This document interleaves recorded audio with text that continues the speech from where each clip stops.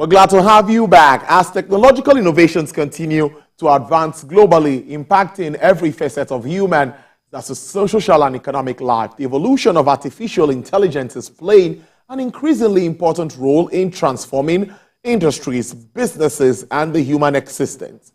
Despite its widespread lack of familiarity, AI is a wide-ranging tool that enables people to rethink how we integrate information, analyze data, and use the resulting insights to improve decision-making.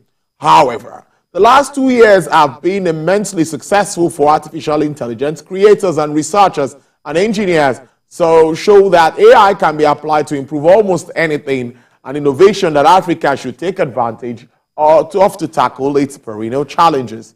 Well, joining me via Zoom, virtually from the United Kingdom, is the founder, Applied Artificial Intelligence Society, Bradford, Mr. Moshood Yahaya. It's the first time on the show. Thank you so much, Mr. Yahaya. It's really good to see you. Thank you so much for having me, Mr. Tolu. It's a pleasure to be on the show to discuss what obviously I'm very, very passionate about. And obviously, as you rightly mentioned, the growth within the field of artificial intelligence in recent time has been really immense.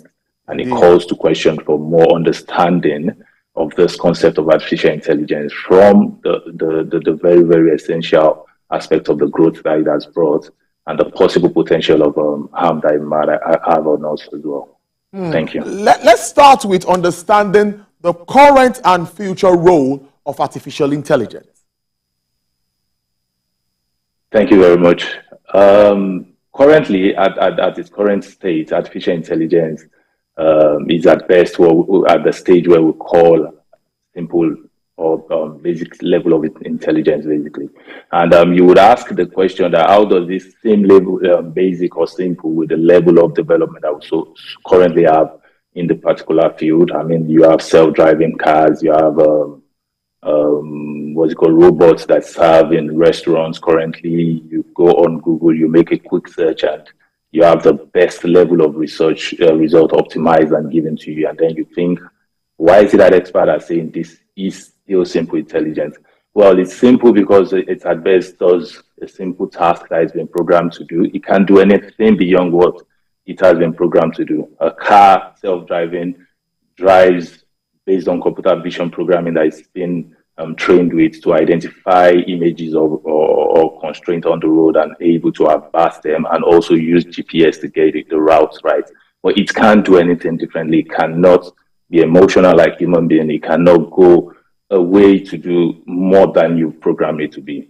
And then takes us to the next stage, which is artificial general intelligence, which has been predicted to be the next big thing. I mean, every decade we predict that artificial intelligence is going to enter the general phase in the next decade.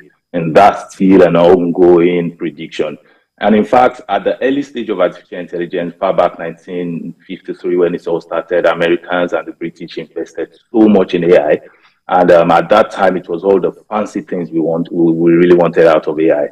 But then reality check came in sometime around the 1980s, and the reality check showed us that we don't have what it takes to actually manage this level of intelligence. We probably don't have the skill set at the time, and obviously not the computing capacity. Right now, the skill set is surely growing, but then the capacity to build up to that level is probably not there at this stage. So currently, we're still at the simple stage of artificial intelligence. We're hoping to enter into what we call the general intelligence, where artificial intelligence can mimic human being, do multiple tasks and not simple tasks that it's been programmed to do, mimic human being, act emotionally, reply emotionally. I mean, you can probably build a robot that lives with human and acts like human, and you don't essentially identify that it's a robot immediately. And then the future, much more into the future, is the super intelligence, which we don't even know where that's going to be actualized, basically. And I mean, that's the trend as it is, and that's what the future look like. But then you would appreciate the fact that what we currently have in the world today is probably those things that you see in a sci-fi movie where you watch Simon by Al Pacino and you get thinking someone died and they were able to create a clone of that person to act movies and people were not able to detect. And we always say that is something that can never be actualized. And gradually you're seeing computer vision created computer vision and image recognition created to identify, to create human beings that do not exist. There's a website where you keep refreshing and you get faces that look so like human, but they do not exist. And those are things that we think in the past will never happen. I mean, you watch the movie I, Robot, you watch the movie Person of Interest, where artificial intelligence is used to predict the next, the next crime that is going to be committed. And we felt that's not going to happen. But as much as this showed us where the next trend of artificial intelligence is going to, Person of Interest, for example, specifically told us what the challenge is going to be. And right now in the world today, we are beginning to actualize that kind of challenges. And even at the simple phase, we're beginning to have a taste of what it looks like.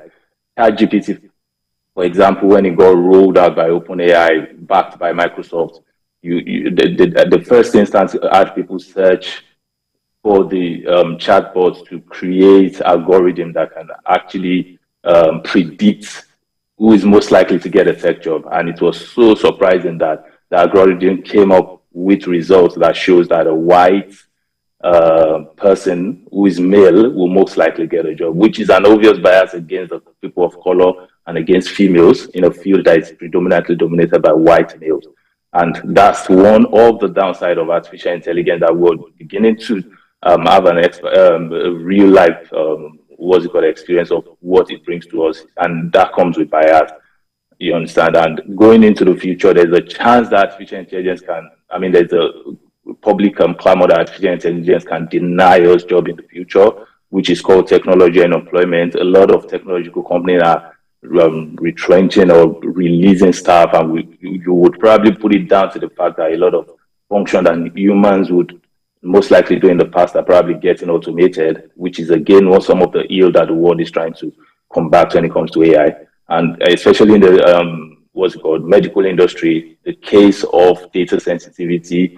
I mean, someone's here, you use their data to create some sort of solution and their data is not anonymized. This is some of the ill that could come. And we're talking about this in the simpler form.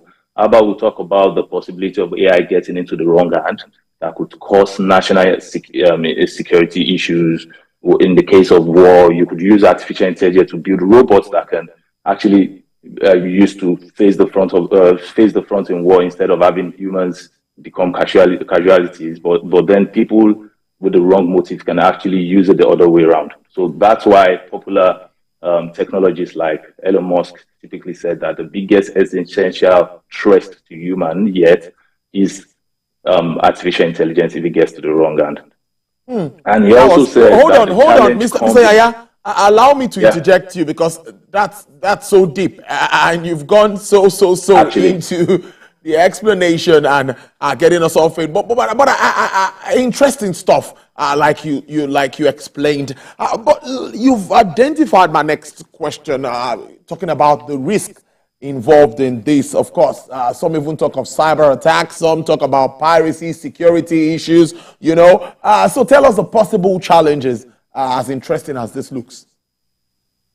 Okay. The biggest one actually is, what I was going to get into with Elon Musk's statement, and your question rightly just hit into it. The biggest challenge is the fact that artificial intelligence can pose a challenge in two ways. It could be it gets into the wrong to the wrong set of people, and it could be used with wrong motive. And it could also be that artificial intelligence is created to actually do what's right, but then if human comes in contact or try to stop the AI from doing what it's trained to do, human become casualties.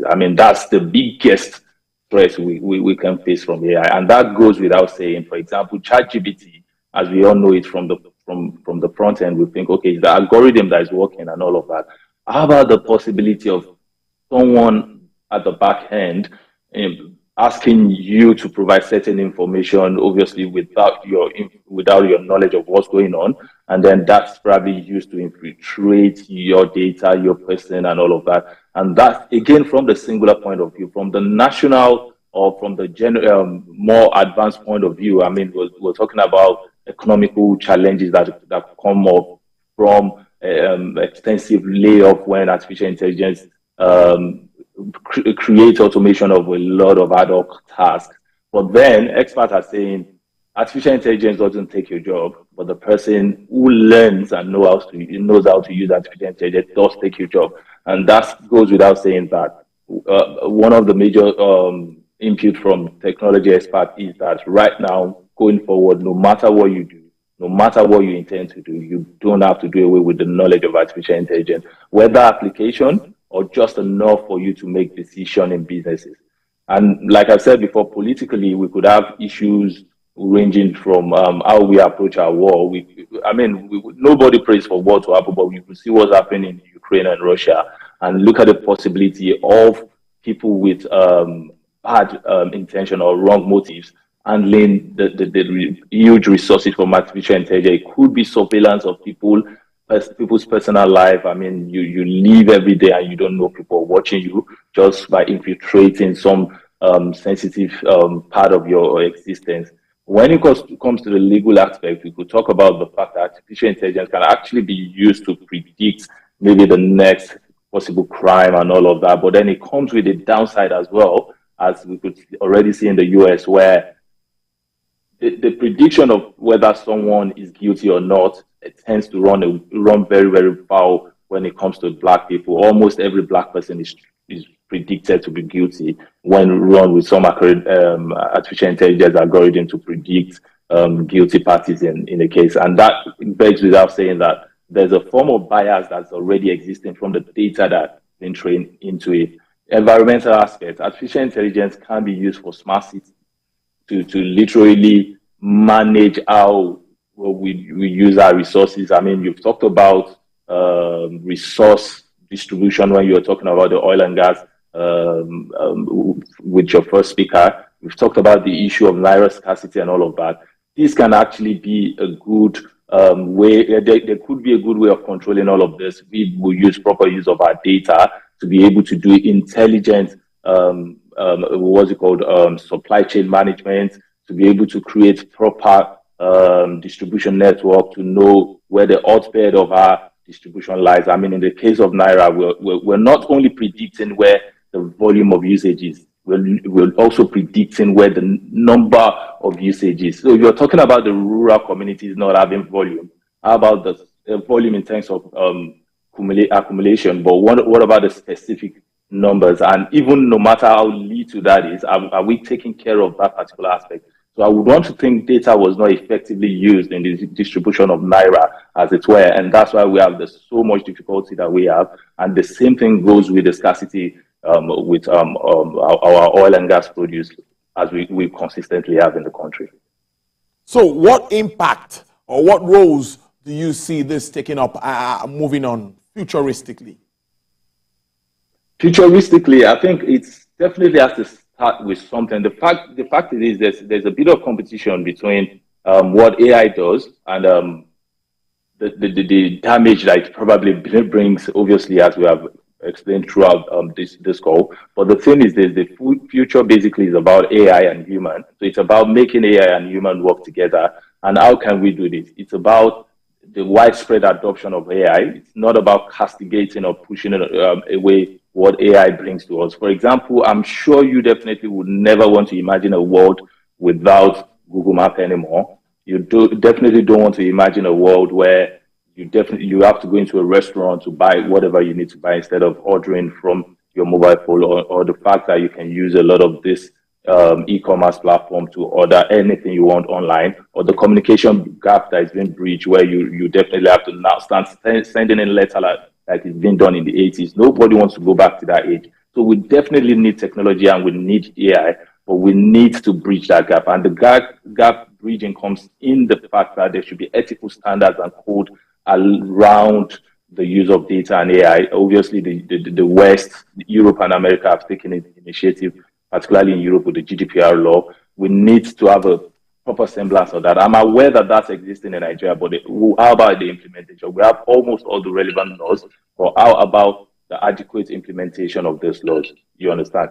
So again, this is something that we need to look at. Also, the government buy-in into artificial intelligence, legislative input into it, the legal aspect of it. How do we define who is liable when artificial intelligence does something wrong? Is it the person that uses artificial intelligence? or the person that built AI that is wrong when issue comes wrong. So all of this needs to be in place. And more than anything, we need to appreciate AI to be able to use AI right, which is obviously the step in the right direction for us.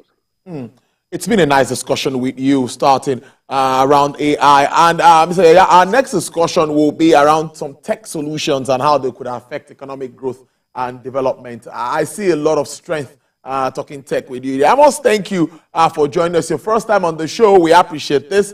A lot of knowledge there, Mr. Moshood Yahaya. He is the founder, Applied Artificial Intelligence Society, Bradford. He joined us from the United Kingdom. Do have a great weekend. Thank you so much for having me, Mr. Tolu, and it's been a pleasure.